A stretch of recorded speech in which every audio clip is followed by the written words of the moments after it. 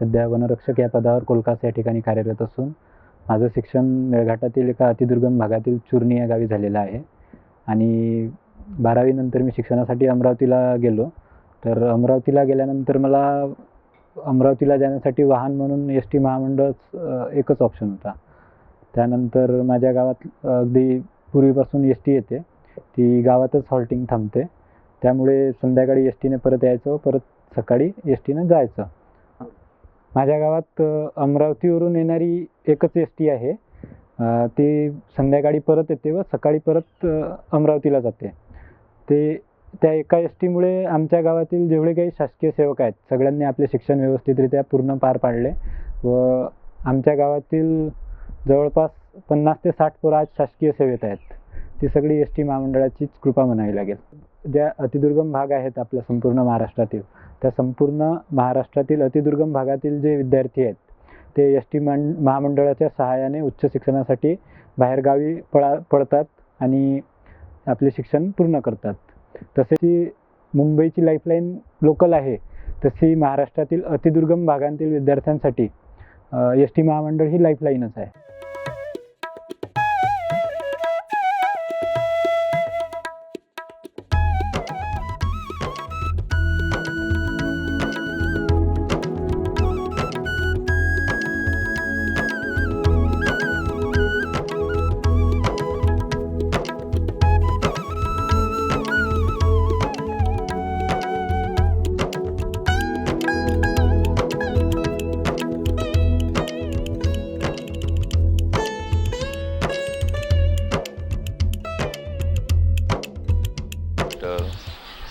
तालुक्याच्या कानाकोपऱ्यातनं लोक सकाळी आदल्या दिवशी संध्याकाळी भाजीपाला काढायचे, कांदा विंदा भाजी हे सगळं आठवडे बाजारला घेऊन जात असत. त्याच्यामध्ये एस टीमध्ये टोपलं भरून माल घेऊन जात असत आणि सगळी एस टी प्रामुख्यानं महिला वर्गाने भरलेली असायची. बाजाराला घेऊन जायचं, विकायचं आणि संध्याकाळी परत यायचं. त्यावेळेला हे टेम्पो किंवा मॅटेडोर अशा सगळ्या सुविधा नव्हत्या आणि त्या सगळ्यामध्ये एस टी हा एकमेव हे होता. आणि ती जी बस असायची एस टी, ती आजूबाजूच्या खेड्यापाड्यातनं लोक वरती टपावरती सुद्धा बसायचे. गडी भरून द्यायची, मग टोपल्या घेऊन वरती बसायचे आणि बाजारला यायचे, तालुक्याला यायचे. त्याच्यामध्ये जो येणारा वर्ग आहे त्याचे 3-4 गोष्टी. एक म्हणजे बाजारला माल विकायला यायचे, शेतमाल. आता हा बाजारात शेतमाल विकल्यामुळे मोठा शेतकरी छोटा शेतकरी रोज थोडा काढायचा, 1000 रुपयाचा माल विकायचा आणि 1000 रुपये आणायचा.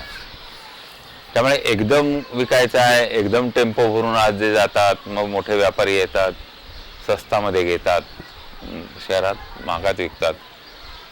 हा शेतकरी बाजारात जाऊन तालुक्याच्या ठिकाणी जिल्ह्याच्या ठिकाणी विकत असे, त्यामुळे त्याला ग्राहकाला डायरेक्ट विकला जायचा. हा एक शेतकऱ्याच्या अर्थव्यवस्थेतला मुख्य. दुसरा जो होता तो कोर्ट कचेऱ्या भांडणं जी काही असायची त्यालाही सकाळी जायचे, संध्याकाळी परत यायचे. तिसरा जो आहे तो तालुक्याच्या ठिकाणी जाऊन काही खरेदी करायची, काही भेटीगाठी असतील, आजारी असतील, हॉस्पिटल असेल.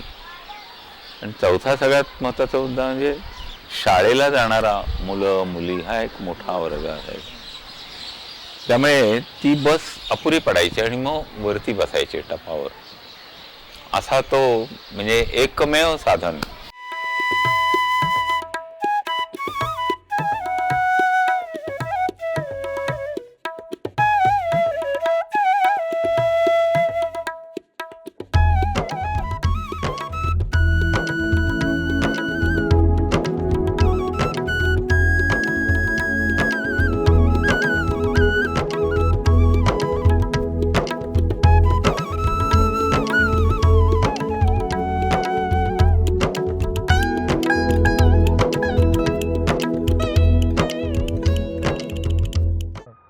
मी अल्पभूधारक शेतकरी असल्याच्यानं माझी जी उपजीविका आहे ते फक्त शेतीच्या भरोश्यावर आहे आणि माझंच शेत इथून 7 ते 8 किलोमीटर लांब आहे.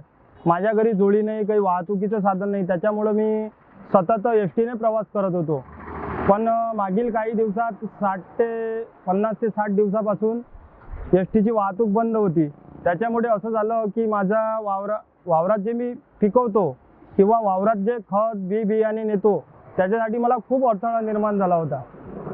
त्याच्यामुळे मी शेतात खत नेणे, मजूर नेणे किंवा एस टीतूनच प्रवास करत होतो. पण एस टी बंद असल्या कारणाच्याने मला इतका त्रास झाला त्याच्यामुळे की प्रायव्हेट गाड्यामधून त्याचा प्रवास करावा लागला आणि त्याचा भुर्दंड मला सहन करावा लागला. आणि मी अल्पभूधारक असल्या कारणाच्यानं मी एवढं मोठं सहन करू शकत नाही. पण आज मी जो भाजीपाला माझ्या शेतात उगवतो हे करतो, पण त्याची वाहतूक तर आपल्या मार्केटमध्ये नेण्यासाठी आता आमचं मार्केट आहे परतवाडा. मेघनाथपूरवरून परतवाडा नेण्यासाठी आम्ही एस टी बसेसचा उपयोग करत असो, पण त्याच्यामुळे बंद असल्या कारण आम्हाला त्यावेळेस खूप मोठी संकटाची भूमिका पार पाडावी लागली. आता एस टी बसेस सुरू झाल्या. आता सुरुवातीपासून जसं आमचं चालू होतं रोज नियमितप्रमाणे जे आम्ही त्याच्यातून खत आमचा भाजीपाला मार्केटला पोहोचत होतो आणि ते आमच्या शेतापर्यंत, शेता म्हणजे रोडवर, मेन रोडवर आम्हाला उतरून देत होते. तिथून तर ने जाण करूच शकते शेतकरी.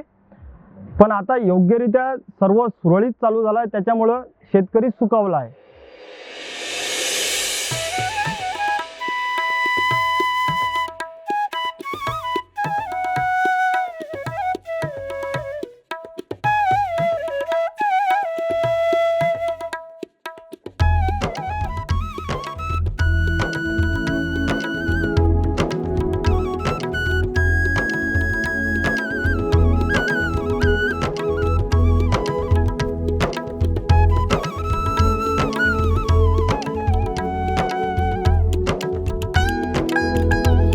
म्हणजे माझी प्रिय आहे.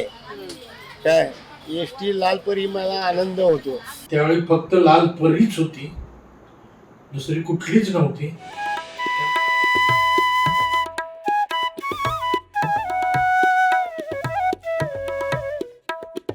फुलं विकायची यायचं हे रोज आमचा धंदा जातो. मी 68 पासून एस टीत हिंडतो. तेव्हा 2 रुपये, 1 रुपया 90 पैसे, 2 रुपये, 2.20, 2.80 असे भाडं होतं. आम्ही पिक्चर बघायला जात होतो त्यावेळेस लहान असतात. जानी मेरा नाम, एक दुजे के लिए,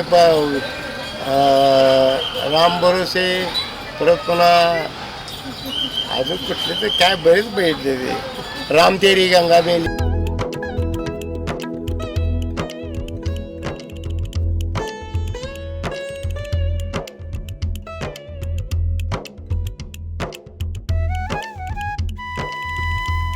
एक गोष्ट आणि एक घटना मला पूर्ण आठवते.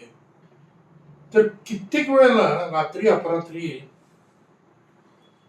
प्रसूती कक्षाच्या बाहेरच्या पटांगणामध्ये एस टी येऊन थांबलेली असायची. नंतर चौकशी करताना लक्षात आलं की रात्री अपरात्री खेडेगावामध्ये गरोदरपणाची आढळलेली बाई, जिला प्रसूती वेदना सुरू झाल्या आणि जिची प्रसूती होत नाहीये, अशा स्त्रीला कुठलीही गाडीची सोय नसायची, वाहनांची सोय नसायची. तर अशा वेळेला सरपंचाच्या सहीनं अशा पद्धतीनं तो पेशंट, गरोदर स्त्रीला हॉस्पिटलपर्यंत आणण्याची सोय एस टी खात्यानं करून दिली होती.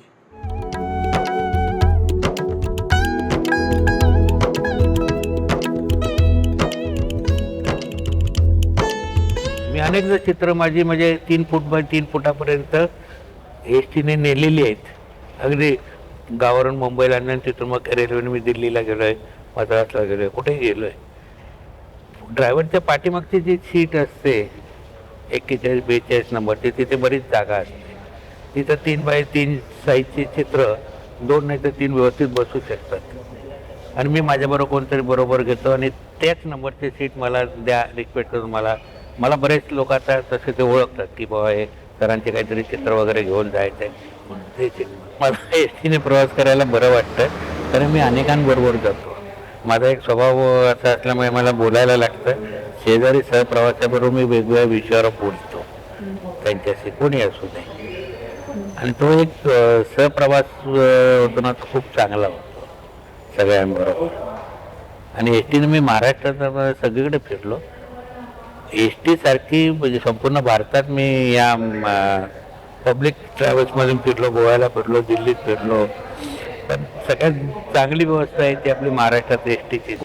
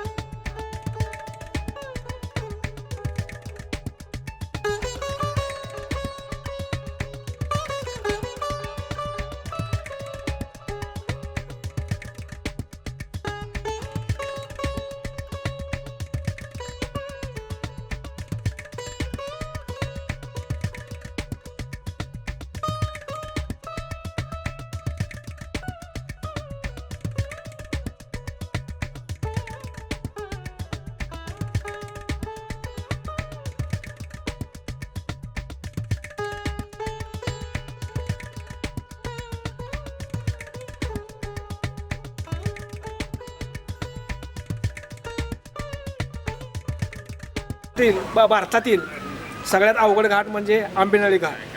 महाराष्ट्रातील सगळ्यात टफ आणि अवघड घाट असा बघायला गेलं तर महाबळेश्वरचा घाट, आंबेनळी घाट. तो अतिशय वळणावळण लागते. आंबेनळीचा घाट हा 40 किलोमीटरचा आहे. 40 किलोमीटरचा घाट हा चढत असताना आम्हाला 2 तास तरी लागतात. आणि सगळ्यांची गाडी चालवताना सगळ्यांशी वसलत करून आम्हाला ती गाडी चालवावी लागते. आमच्या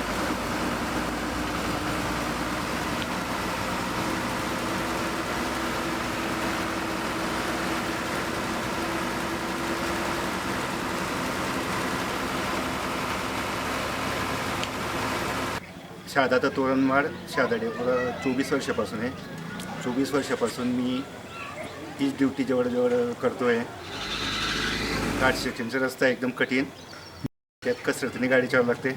25 किलोमीटरचा घाट आहे आणि सरळ चढाई आणि दोन्ही बाजूला दऱ्या खोऱ्या, असं झाडं दगडं सगळ्यांना आव्हान करून गाडीवरती आणावं लागतं. एका टायमाला एकच गाडी पास होते, दुसरी गाडी थांबवून हळूहळू असं पास करावी लागते.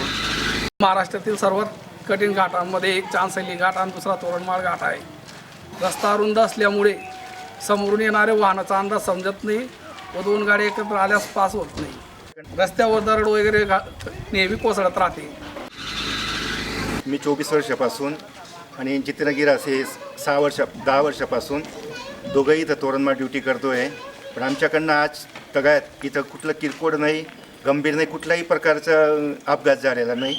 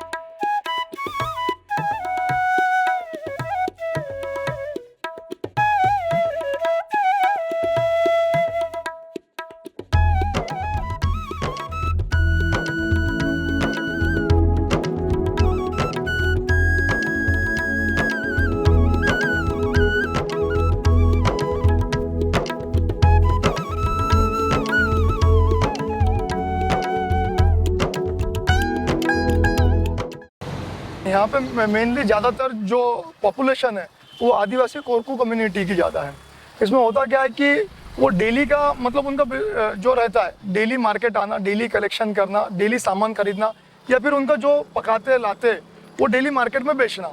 उससे क्या होता है कि वो उनका अर्निंग भी होती और वही पैसे से मार्केट के अंदर खर्चा भी करते वो।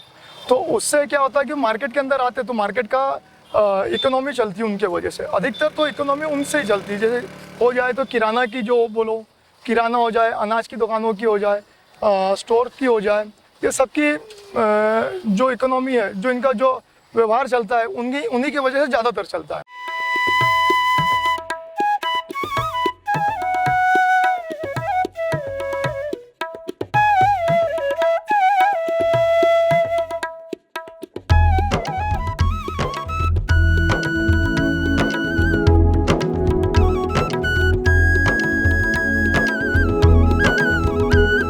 की महाराष्ट्राची पॉप्युलेशन 12 कोटी आहे.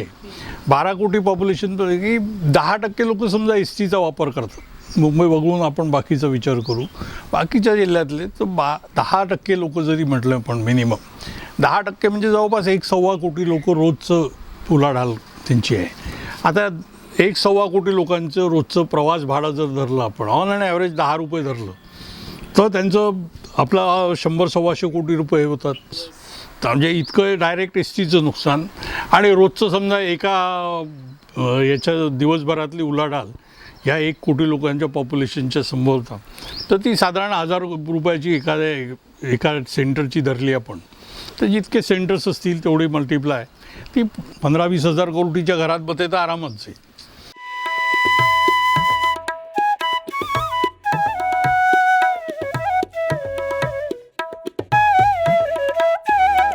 एस टी बंद झाली की आमचा धंदाच बंद होते. म्हणजे आम्हाला जायला साधनच नाही ना, मग कायच्यात जावा. 8-10 किलो रोजचं काढतो, 20-25 किलो करतो, परत अड्याला जातो घेऊन एस टी मध्ये. चिखलदऱ्याला ताक दही करतो, चिखलदऱ्याला नेतो विकाले. की आपण जेव्हा पाहतो की बस स्टँडलाही जातो तर साधा पेपरवाला सुद्धा पेपर करत विकतो, त्याचं अख्खं कुटुंब पोहोचलं जातं. तेवढं नाही तर चना फुटाणा विकणारा माणूस देखील बस स्टँडवरती त्याचं कुटुंब पोहोचतं. आमच्या दुर्गम भागामध्ये तर अशी परिस्थिती आहे की जिथं माणूस पोहोचत नाही. योगायोगाने खडतळ प्रवास असला तरी एस टी तिथपर्यंत पोहोचते आणि तिथल्या माय भगिनींचा जो रोजगार आहे, आमचा आदिवासी भागातला जो रोजगार आहे, टोपल्याने तुम्ही नंदुरबारचा परिसरामध्ये तरी थोडासा रोड चांगला आहे, परंतु तळोद्यापासून कधी तुम्ही वरच्या धडगाव पट्ट्यापर्यंत वरती चढत गेलेत तर तुमच्या लक्षात येईल की तिथं रोडसुद्धा नाही, माणूस पोहोचू शकत नाही. तिथं एस टी पोहोचून तिथली जी उपजीविका आहे लोकांची ती कशी भागवते.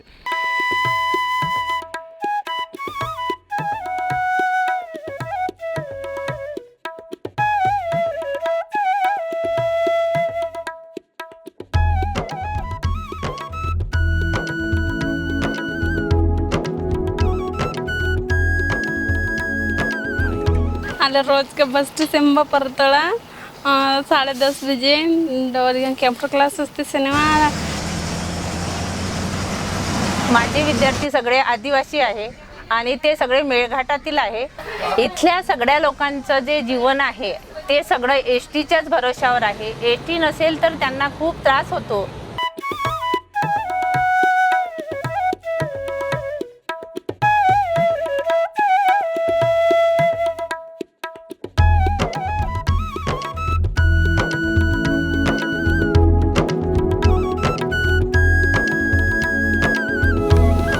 कोरकू जमातीचा साधारणतः जो गुजरबसाणीचा व्यवसाय आहे तो म्हणजे सगळं जंगलावर आधारित आणि थोडी शेती असं आहे. जंगलामधनं त्यांना आवळा, बेहाडा, गोटी आम, जांभूळ किंवा हे जे सगळे पदार्थ आहेत हे सगळे ते लोक एस टीद्वारेच जवळची बाजारपेठ इथली परतवाडा आहे आणि परतवाड्याला देतात.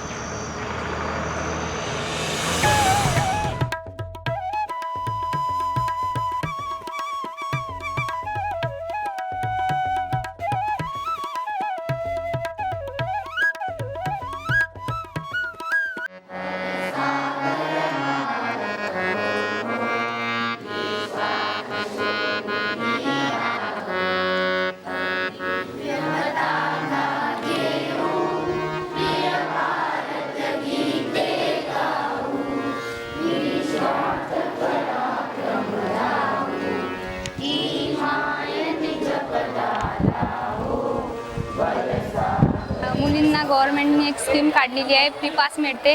त्या फ्री पासमुळे मुलीला खूप मोठे योगदान मिळते. त्या पासमुळे मुली ज्यांची परिस्थिती चांगली नसते त्या मुलींना शिकण्यास मदत होते. त्या मुली शिकू शकतात, चांगले एज्युकेशन घेऊ शकतात, चांगल्या पोस्टवर लागू शकतात. म्हणून गव्हर्नमेंटने काढलेली स्कीम ही खूप छान आहे की 11th 12thला फ्री पास मिळणार आहे. त्यामुळे त्यांना शिकण्यास खूप मदत होणार आहे. बसचं टायमिंग एकदम परफेक्ट असतो. सकाळी आम्हाला शाळेसाठी जायचं असतं, कॉलेजसाठी जायचं असतं, त्यानुसार 7ला सातारा बस सोडली जाते. येताना पण आम्हाला खूप चांगल्या पद्धतीने वेळेत बस असतात आणि मुलींसाठी खूप सेफ आहे बसमध्ये जाणं येणं. मोफत पासची सुविधा पण आहे.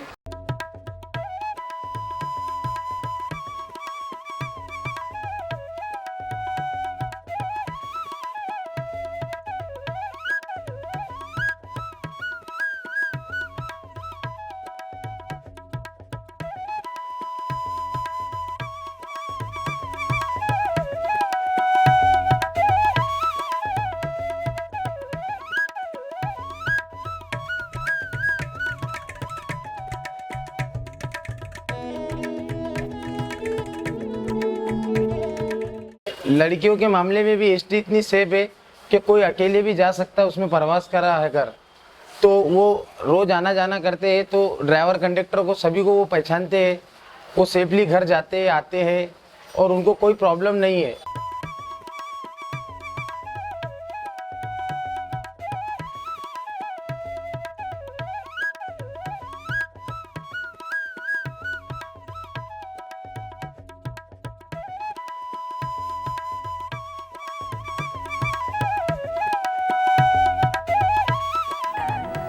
For the people, she is Lal Pari.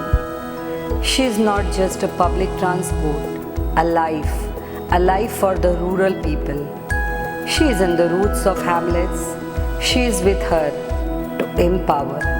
She is real fairy. She is real ferry, Maharashtra's Lal Pari, commuter's ferry.